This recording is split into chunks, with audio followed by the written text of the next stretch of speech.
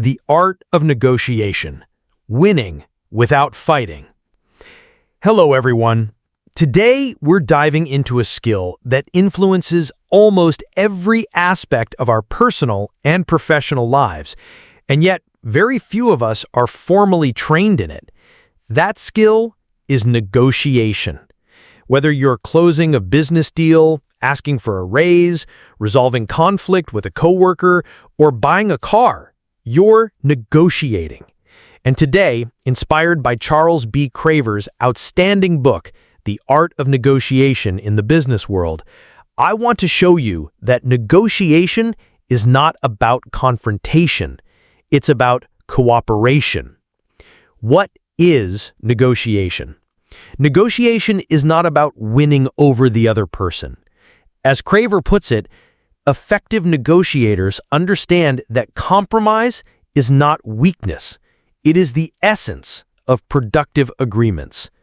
Negotiation is a dialogue, a process through which two or more parties seek to reach mutually beneficial agreements. The psychology of negotiation. Here's a surprising insight from the book. Most people are more influenced by the way they feel about the other negotiator than by the substance of the offer itself. Think about that. It means if you want to succeed in negotiation, people skills matter as much as strategy. So let's break down the core principles that Craver teaches. 1. Preparation is power. You don't start negotiating when you walk into the room. You start long before that. Charles Craver emphasizes the importance of thorough preparation. Ask yourself, what are my goals? What is my bottom line? What alternatives do I have if this deal doesn't go through? This last question is called your BATNA, best alternative to a negotiated agreement. Craver says, the strength of your BATNA determines your leverage. Example, imagine you're negotiating a salary for a new job. If you already have 2 other offers on the table, you have more power because your BATNA is strong. 2. Know the other side. Great negotiators are great listeners. Craver urges readers to analyze the other party's needs, desires, pressures, and constraints. The more you know about the other side's interests, the more likely you can shape a proposal that meets their needs while advancing your own. Example, you're selling a product to a client. Instead of pushing your pitch, ask, what are the biggest challenges your team is facing this quarter? That simple question gives you insight to tailor your offer to their real pain points. 3. Build rapport. Don't rush to business. Craver emphasizes the power of trust and rapport. Most negotiations are not won or lost based on numbers, but on relationships. Start every negotiation by building connection. Find common ground. Use their name. Mirror their communication style. Example, if you're negotiating with someone who's analytical and detail-oriented, mirror that. Don't rush. Provide data. Let them feel comfortable. 4. Control emotions. Negotiation can get tense, but emotion rarely helps. Craver writes, parties who become angry or frustrated lose the ability to think clearly and often concede more than they intended. Stay calm. Stay centered. If things heat up, use the strategic pause. Take a break. Step outside. Breathe. Regroup. Example, during a deal, if the other side makes a surprising demand, instead of reacting emotionally, say, that's an interesting point. Let me think that through for a moment. That buys you time and respect. 5.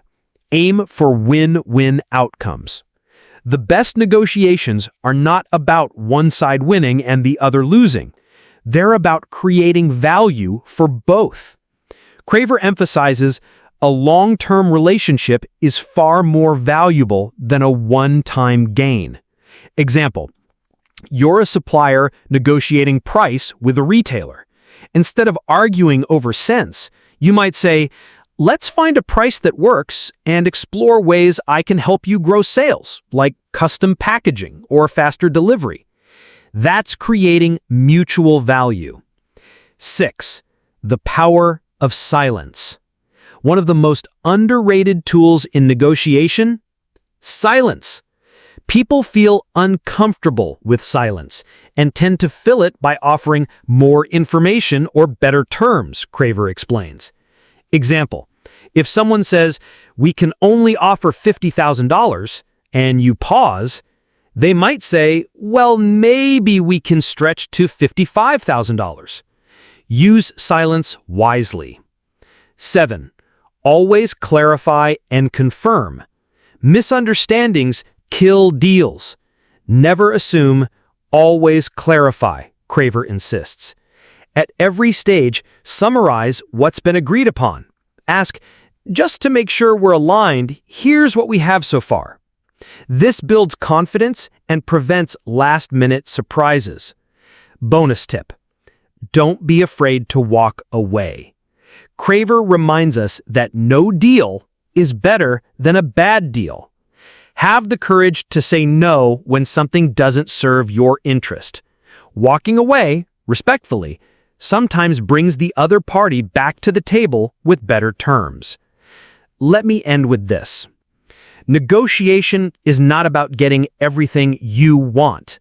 It's about getting what you need, while allowing the other party to feel respected. That's the art of negotiation. So here's my challenge to you.